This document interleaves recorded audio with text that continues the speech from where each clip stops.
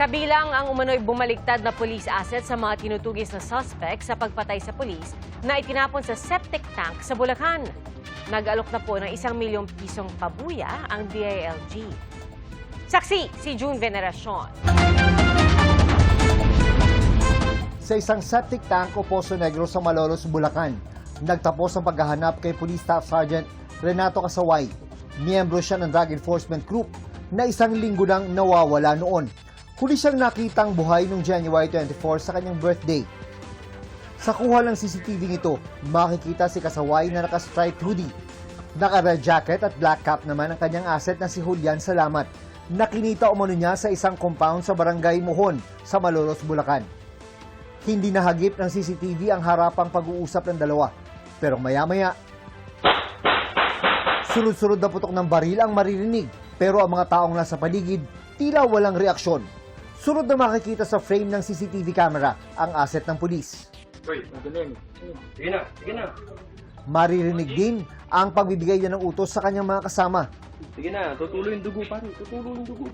Hindi rin kita sa video pero ayon sa pulisya, pinagtulungan umanong maitapon si Casaway sa loob ng septic tank. Makita mo dito yung conspiracy to conceal yung cadaver. Just imagine, nangyari January 24, na-discover natin January 30. Nobody from them reported the incident. 4 na sospek ang arestado, kabilang ang isang police corporal na si Vivencio Abalos. Inaresto natin siya for his concealment. Accessory siya doon sa krimen. Na kung dapat hinaresto niya na nung 24, dapat arrested na natin yung gunman. Tinutugis pa rin ang gunman at 6 pang sospek. Ayon sa pulisya, makakasama ni Abalos sa isang grupo ng riders sa mga sospek, kabilang ang mismong gunman. Ikinuwento pa raw ng gunman kay Abalos ang kanyang ginawa. Yung mga ganitong klaseng bagay ay hindi natin pwedeng palusutin.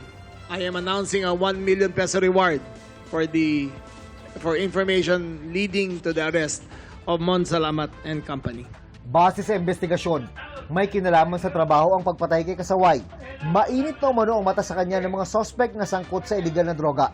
During the interrogation natin, lumalabas talaga doon na itong si Casaway, target na talaga nung ni Salamat dahil nagiging problema nila. Last December, nahulihan yung isang kasama nila, nahuli nito ni Staff Sergeant Casaway. Sinusubukan pa naming makuha ang pahayag ng mga arestadong suspect. Nauna namang tumangging magbigay ng pahayag ang kaanak ng biktima. Para sa GMA Integrated News, ako si June Veneracion, ang inyong saksi. Mga kapuso, maging una sa saksi. Mag-subscribe sa GMA Integrated News sa YouTube para sa iba't ibang balita.